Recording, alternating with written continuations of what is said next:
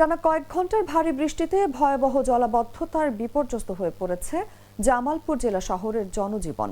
শহরের বিভিন্ন সড়ক ও আবাসিক এলাকায় হাঁটু সমান পানি জমে সৃষ্টি হয়েছে চরম দুর্ভোগ।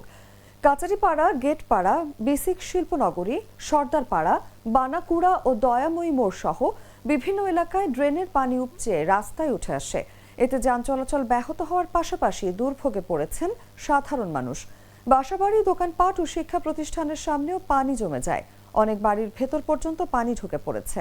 ময়লা আবর্জনাযুক্ত পানির মধ্যে চলাচল করতে গিয়ে সবচেয়ে বেশি ভোগান্তিতে পড়েছেন নারী, শিশু ও বয়স্করা। স্থানীয়রা বলছেন, প্রতি বছর বর্ষা এলেই একই চিত্র দেখা যায়, কিন্তু স্থায়ী সমাধানে কার্যকর কোনো উদ্যোগ নেই। এদিকে টানা বৃষ্টিতে জামালপুর, দেওয়ানগঞ্জ ও জামালপুর সরিষাবাড়ি রেল লাইনের কয়েকটি অংশ পানিতে তলিয়ে যাওয়ায় ট্রেন চলাচল নিয়েও দেখা দিয়েছে শঙ্কা।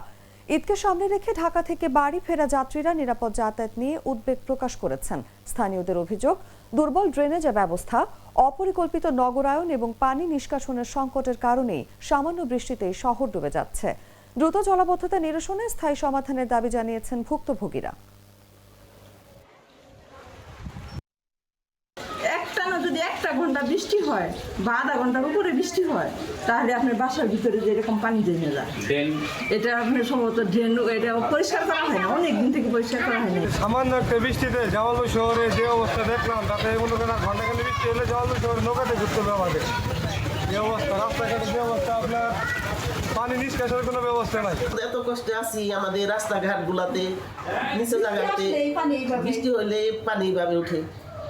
আমরা অনেক বিপদে আছি যে পানির জন্য আমরা না খাওয়া দাওয়া করতে পারতাছি না, দাঁড়াইতে পারতাছি না, ফার্নিচার কোনো কিছু রাখতে পারতাছি। দুটো কাজ করলে একটু ভালো হতো সবচাইতে, কারণ এই যে নিম্ন ধামের একদম পানি নাই, আনা বৃষ্টি হলে পানি এসে যায়, আমাদের খুবই অনেক অসুবিধা হয়।